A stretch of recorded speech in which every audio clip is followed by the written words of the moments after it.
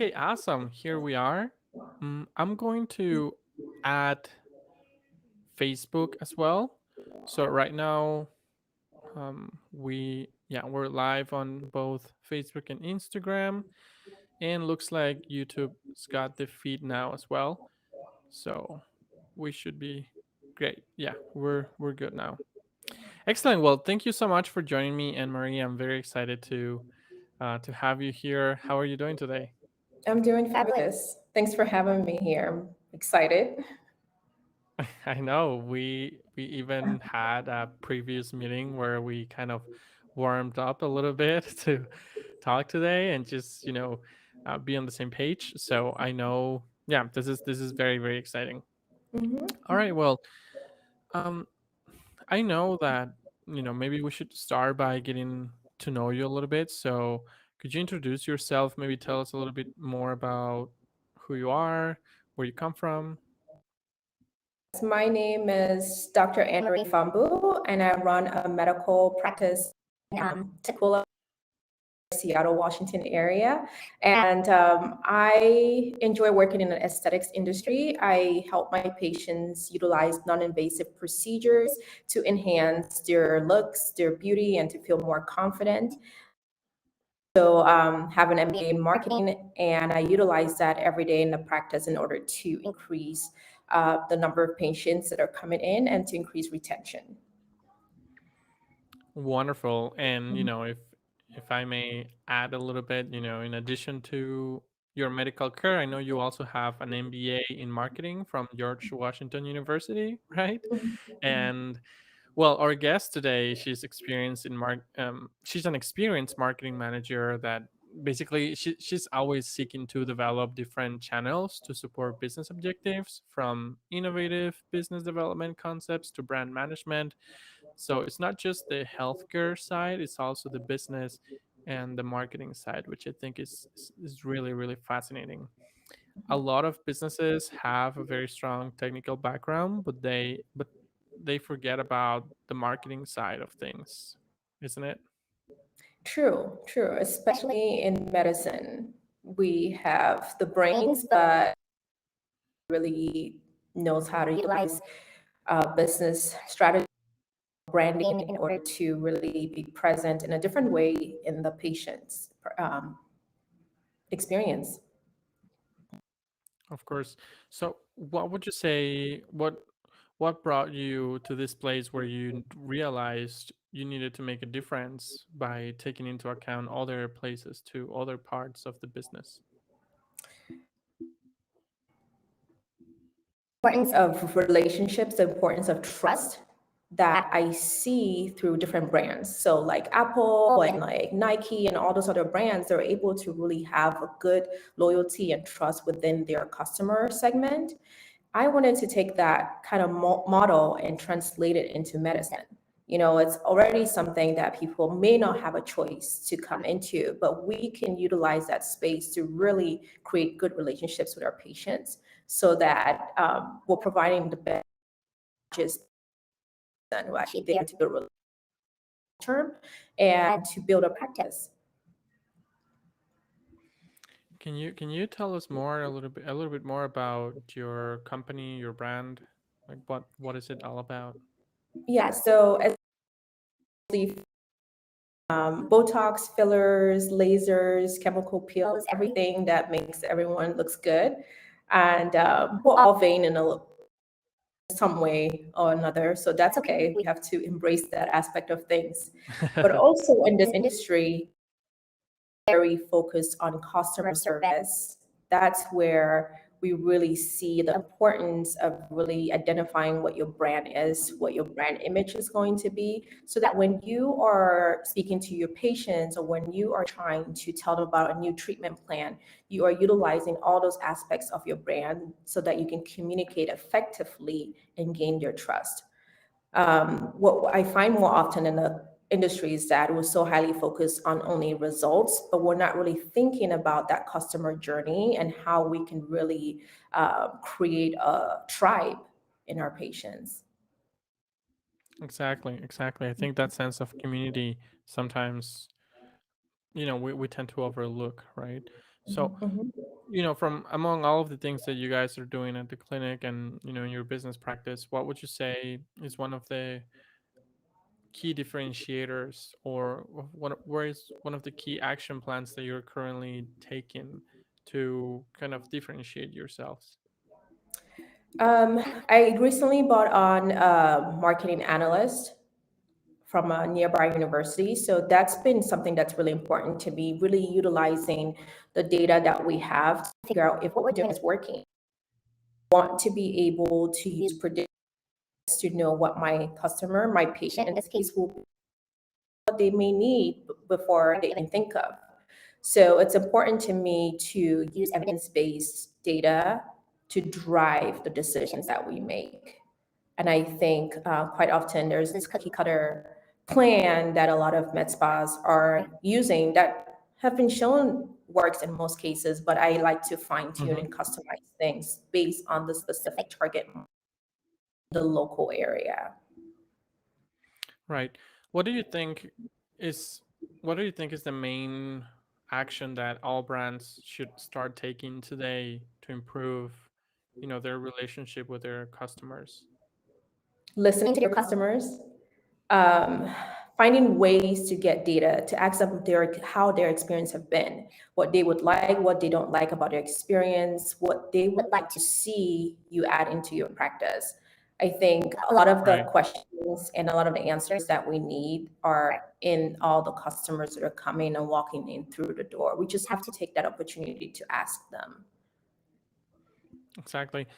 I've seen some, incentives and programs to maybe get that information, like a lot of polls and surveys. Do you think that's still working, or what would be some of the ways you would recommend companies go about doing that? Yeah, you got to understand your target market. We have a lot of patients that are in their late 20s and early 30s. So something that's digital is important for that target market because they can easily do it on Instagram or Facebook. So where they're already present, so that they don't have to go to an external source in order to fill out the survey. I feel like if you meet them where they're interacting the most, data. Incentivize if a patient comes in and we're like, okay, we need you and we want to know how we did today, then you may get a discounted service in the future. It really gives them a motivation to do it right there and then. Right. I think also maybe just incorporating, one or two questions at a certain key stage during the whole journey, right? Mhm. Rather than just sending a big long form type of survey at the end. What do you think? Yeah, yeah, definitely. We have little to no ability to focus these days. So it has to be less than probably 10 minutes to complete. If 5 minutes, you don't want super long questions, direct, specific, and allowing room for short-ended answers if you want the customer or patient to be able to fill out their own words for what they experienced. But keeping it direct to the trying to measure is important, not just any question. You want to be able to have measurable insights from the data that you're giving them.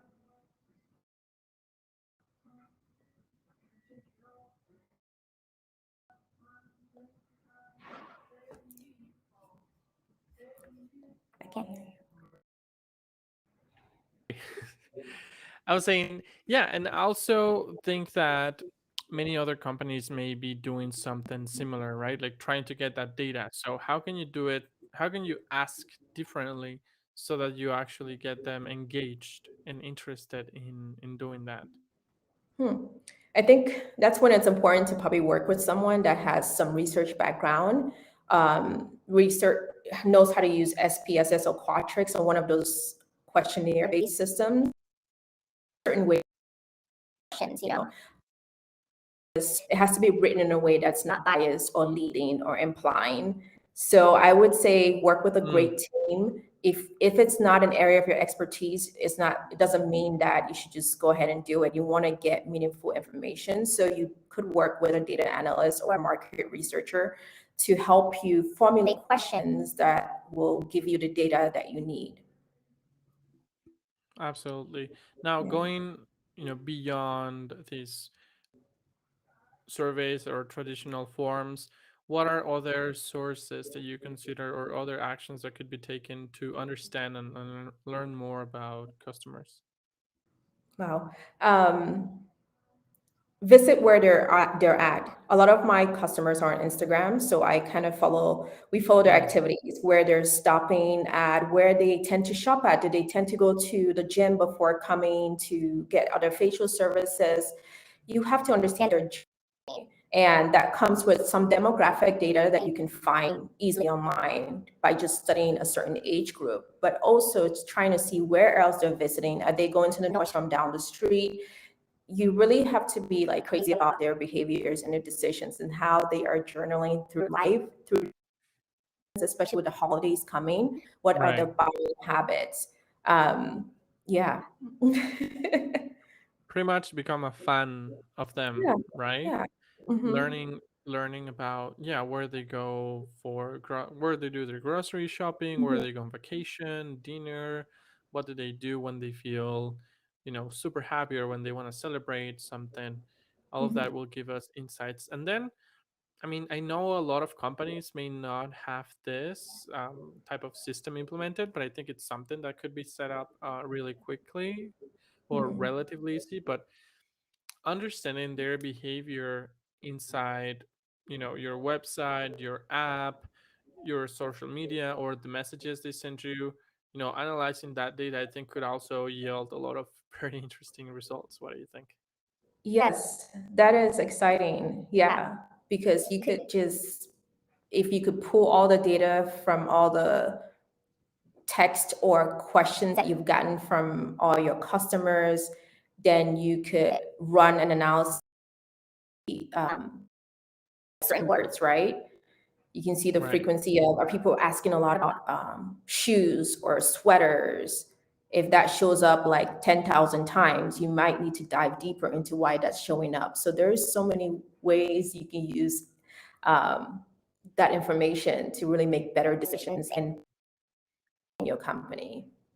Exactly. I think that's where a lot of value is. So for example, do like what happens what do my customers do after they buy my product A, right? Like, do they buy product B or do they actually buy product D, or right, or K, or just like any other product? And then how long after that first purchase do they do that, right? How often? And who is buying it, right? Because I may have my customer segment, Mhm.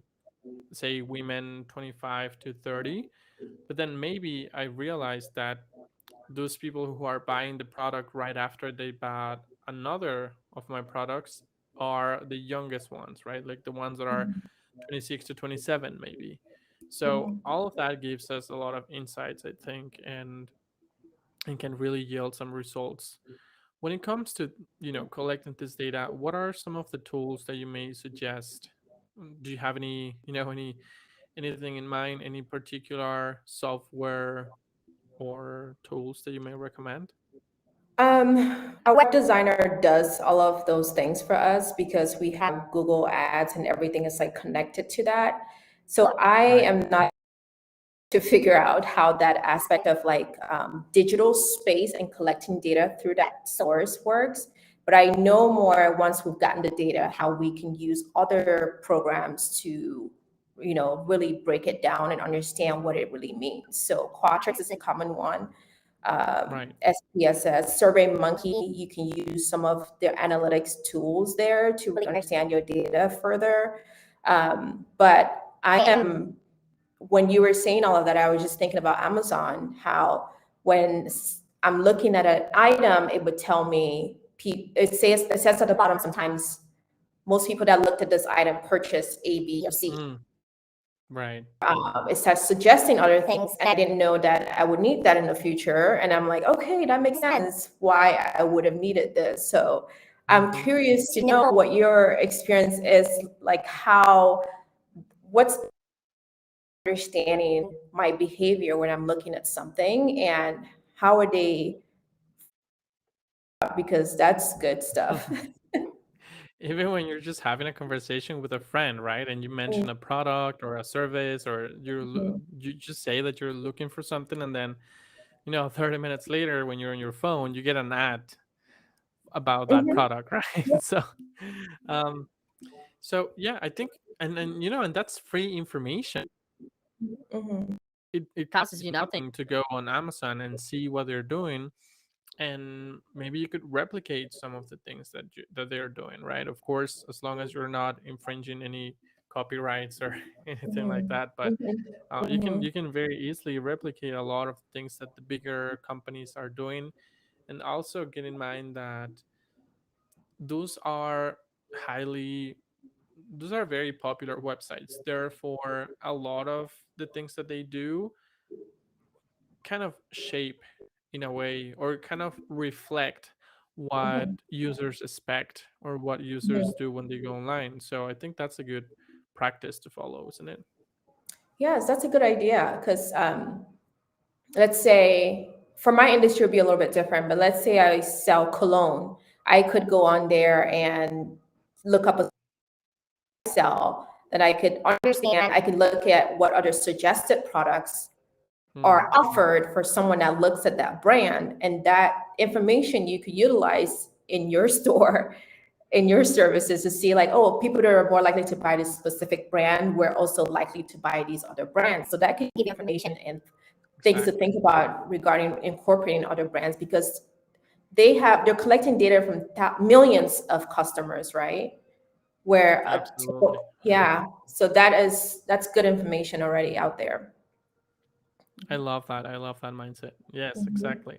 Now, I think there is of course, there is a story behind every brand, and I would like to. I think I'm pretty sure a lot of the people listening would also like to know kind of what's the background story of your own company and your own, yeah, your own process of building your own business.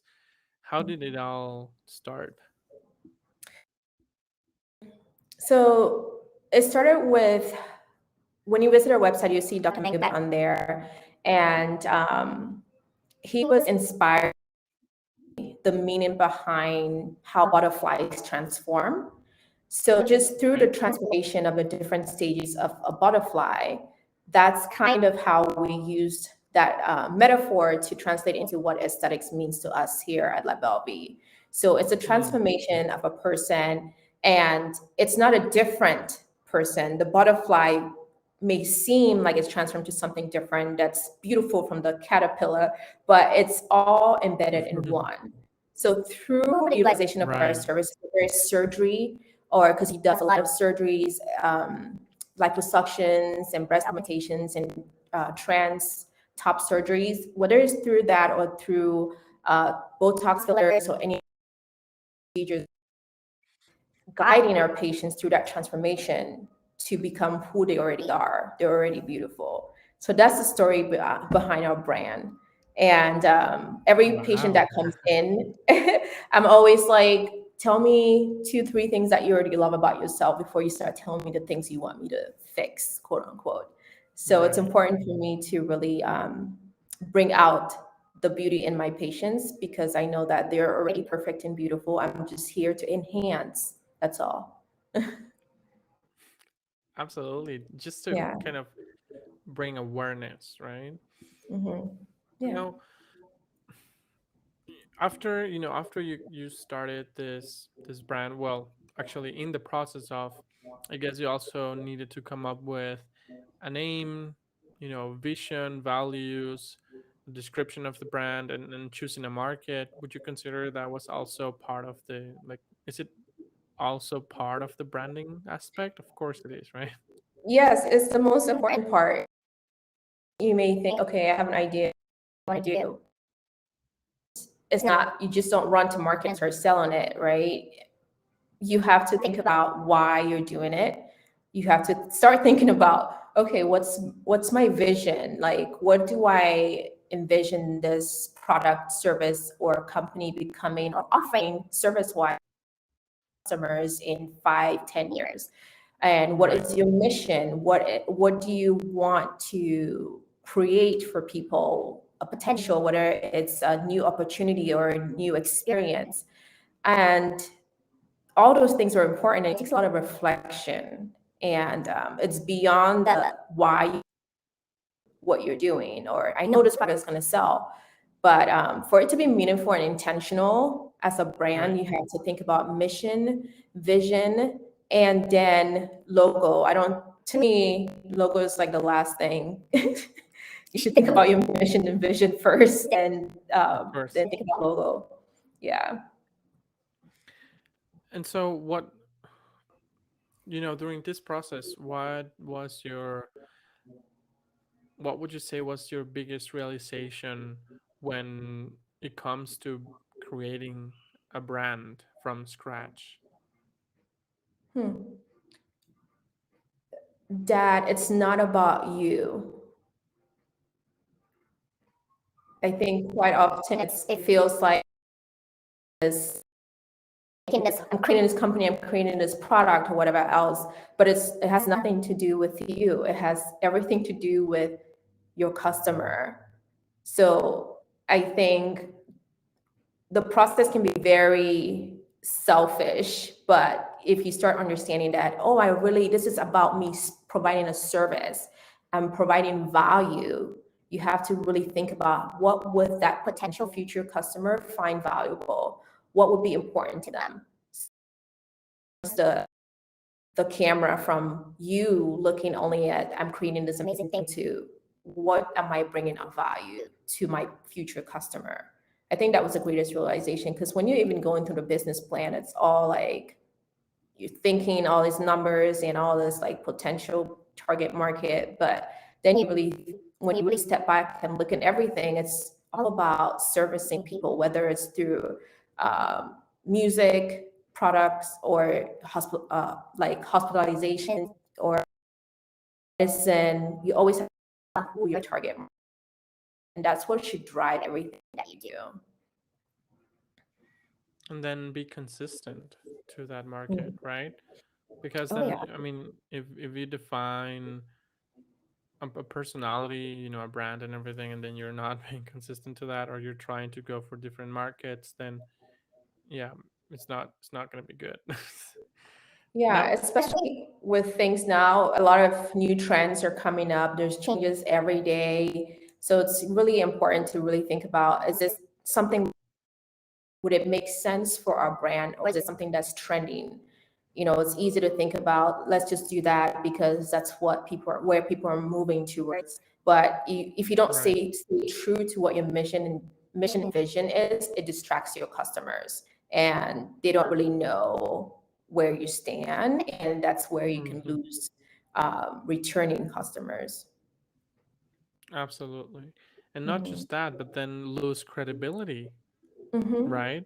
And then just, Yeah. yeah, that becomes, you get to an ugly place that Yeah. It's you don't really want. what any human, if someone you're getting to know someone and they're inconsistent about calling you or saying one thing and showing up a different way, it's you lose trust. So it's relationship with the customer, and you want to build trust, loyalty, and you want to see consistency.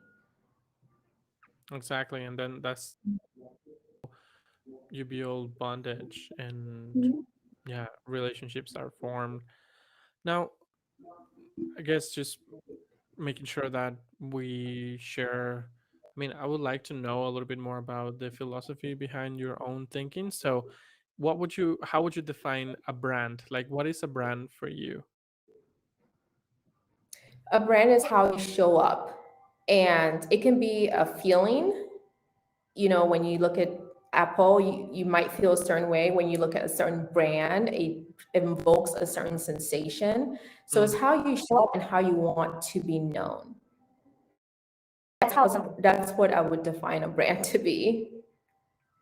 absolutely. Okay, Mhm. makes sense. Yeah, it evokes a lot of things, right? It Mhm. evokes a feeling, maybe an interest, an emotion, certain emotion, maybe Mhm. wanting to take an action. I think it can come down to a lot of really different things. Now, what's your recommendation for those businesses or even personal brands, that are just starting out and don't really have a big budget to invest and be known, right? A lot of times that's an excuse or a barrier, let's say. How would you recommend people go about overcoming this? Well, if you've already identified your brand, that's the first thing.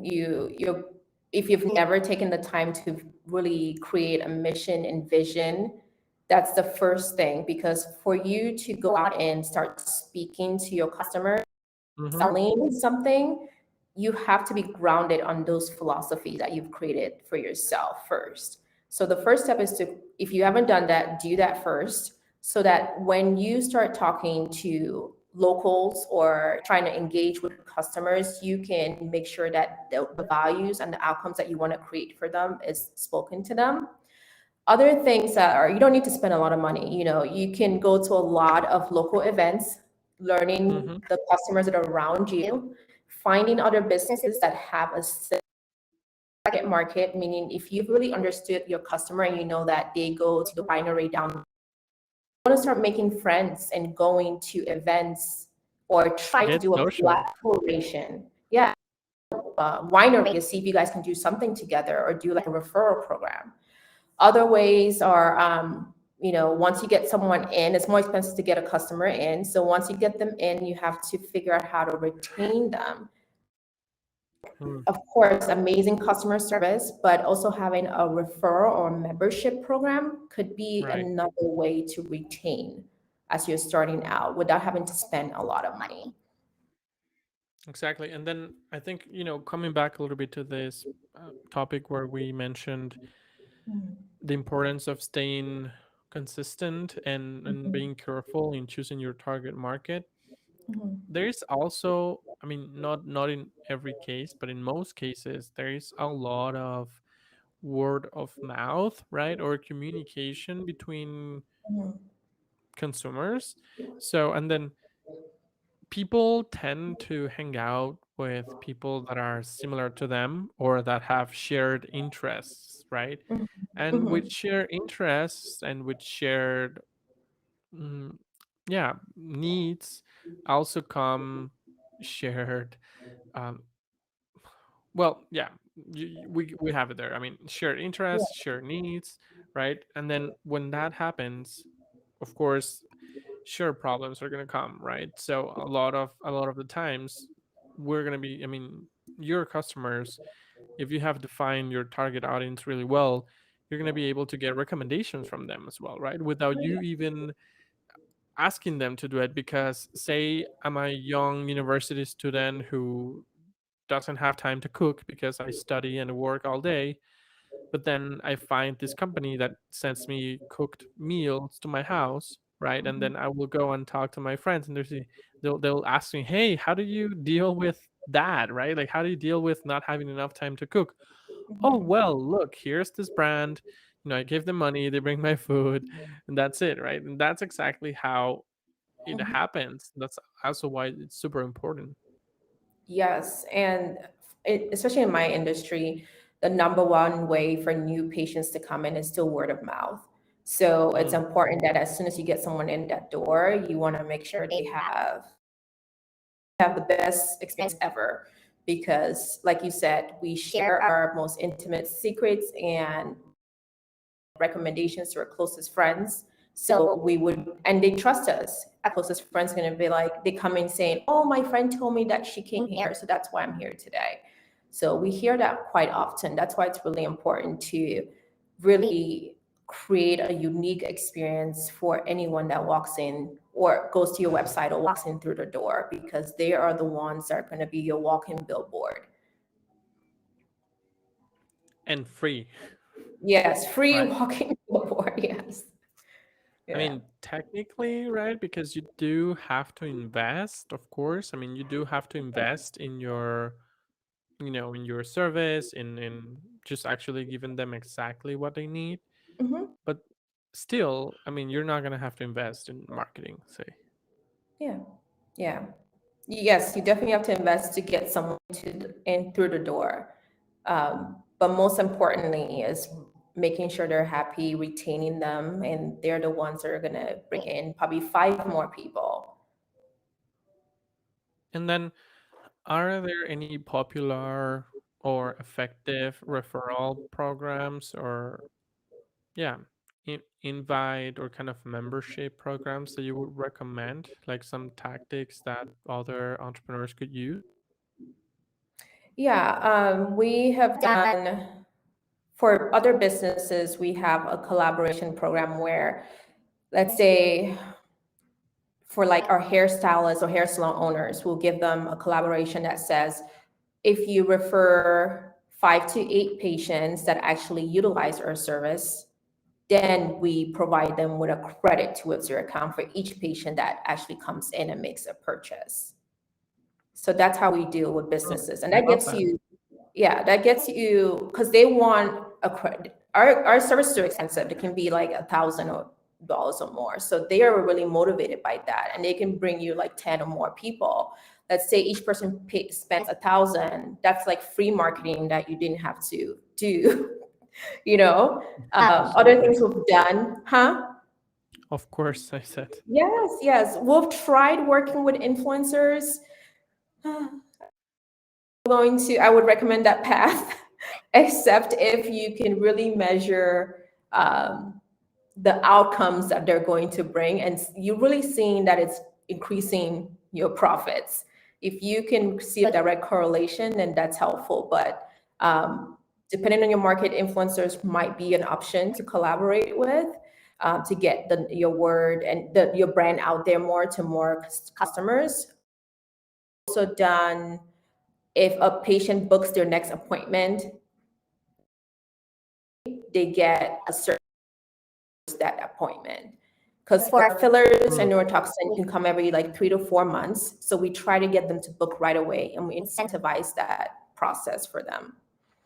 We also are putting in place a membership program where it's going to be tier based, and for a certain number of dollars spent a month, it's going to be credited towards their account so that they can keep coming. That's a great way of increasing retention and, making sure that the customer is consistent in their services, and as a result, they're getting the best outcome. and then when they start becoming, more consistent, then that's more opportunity for you to get to know them more, Oh yeah. right? And then Yes. analyze their behavior. Yes. You get to know them more. Each visit, you can even let's say they have a wedding coming up. It might be time to do a little bit of a red carpet peel just to freshen up and give them a glow before an event. So you're going through life with through your customers. You're learning the breakups, the marriages, all the relationships. So you're partnering with them and you are pivoting as needed, giving them service that you're sure that you maintain their loyalty and happiness throughout that journey.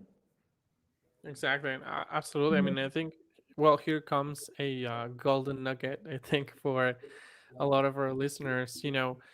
Say you realize that these customers of yours, like most of them, do come to you right after. I mean, they're gonna get married, right? Let's say they just get engaged and they start looking for your services, right? So how Mhm. about, just because you've been listening, just because you've been asking the right questions, you now have this valuable piece of information. Say 95% of your first time customers come to you because they just got engaged. And now with this, you go on Facebook, create a campaign targeted to people who just got engaged. And voila, right? Surprise. Here's all you, like, all the results. And it's not magic, it's just because you're listening. Exactly. That's a good point because when we have done ads on Facebook, it gives you the options of target markets, and that's one of them because we know that they probably 6 to 9 months before their wedding. They start thinking about Wow. all those things, and yeah, they're super excited about it. And this is when they're ready to splurge, and because they want to look their best. And we know that they won't spend. They're less likely to utilize our services like 3 weeks before they think about and any like side effects and stuff like that. So they're less likely to do it right before the wedding. So you got to prepare like 9 months ahead of time and start thinking about them. And it also tells us that okay, maybe collaborating with engagement photographers, um, Mm. right? Wow. Yeah. There's so many other partnerships that we could do and follow that customer through the journey and always be in their brain. Wow. I love that. Yeah. Mhm. Absolutely. And then, Yeah. yeah, exactly. Like, like what are the other products and services that my number one segment of customers are buying or are considering to buy from, so that we can put together a bundle, right? Or Mhm. establish a partnership. I mean, there's so much that could be done. Yeah. Hmm. And In maybe our even give them industry, discounts, things like that. I'm sorry, Oh, I just said maybe even giving them discounts and all that stuff. you are right, very right about that. Yeah, because we know All that in right. our industry, the gateway drug is the anti-wrinkle relaxers. So we know that it's easier to, if someone was visiting our website uncertain or they're just like, oh, I don't know what I want to do, that's usually the first thing. It's easier for them to transition to something like that. So you have to kind of be a crazy person and realize of your customers. Exactly. Just like we said before, become fans, Yeah. right? Become like we all have to become fans of our own customers. We call, Facebook used to call the page, the fan page, but it's really us who need to become fans of our customers. Mm-hmm. Now, Mm-hmm. oh, very sadly, as we approach the end of today's episode with you, Anne Marie, I'm sure there might be some mm, questions maybe that you would have liked me to ask you, but I didn't, or maybe something that you would like to share with the audience. Hmm. We've probably already talked about this, but be true. Once you've identified what you're true to, always focus on what your vision is when you are trying to create new products or services for your customers. And most importantly, you can do all of that, but if you don't listen to the things your customers are saying, you won't change. Especially during the you have what are my customers struggling with during this time and how can I pivot? You have to be able to transform fast in this day and age in order to make sure that you are ahead of the game and you are servicing your correct customers. Exactly. How can you be different, right? And how can you bring support in a way that your customers need it and maybe other companies are not doing? When we talked about getting noticed when you're a small brand or have a small budget, I also think that, you know, doing some actions in goodwill that relate to your brand could also get you some good word of mouth, right? Yeah. And yeah, just helping you reach that audience. Hmm. Yeah, look for Excellent. volunteer or service opportunities that are, always giving back to people. It always comes back 10 times better for you. So look for those opportunities to give back to your target market group and you can use that way too. Of course. Awesome. Well, thank you so much. Now, as we end today's episode, I know some of the listeners are curious to know more about your business and maybe getting in touch with you either to learn more about yourself as an entrepreneur or either to simply learn more about your business. So what Yeah. would be the best way for someone to learn more about you or maybe connect with your business or yourself? What would you recommend? Yeah, I think the best way is through Instagram at Anne Marie underscore aesthetics. And that's the best Okay. place to find everything. And you'll find the link to my website on there. And of course, they can to give them that information. But again, it's Anne aesthetics. If you have any questions, just send me a DM and I'll be happy to answer that. Wonderful. And that is ANNEMARIE. That's for Anne Marie underscore aesthetics, right? Correct. Awesome. Yeah, we're also going to leave the link to Anne Marie's website and social media in the show notes at techboo.com/podcast. And, just a little bit more information about our amazing guest and her business. I know she's a super smart lady and very hardworking. And any questions that may come to you, I know you will be more than happy to answer. And so, yeah, thank you so Yes. very much. Thank you Anything for final having you would like to share? No, thank you for having me. I am looking forward to picking your brain some more. I have a lot to learn from you as well. Thank you. Thank you. I appreciate that. Absolutely. We have our TechBoo e-commerce chat marketing ninjas Facebook group where we often share stuff, and you have my contact information as well. So please do reach out to me.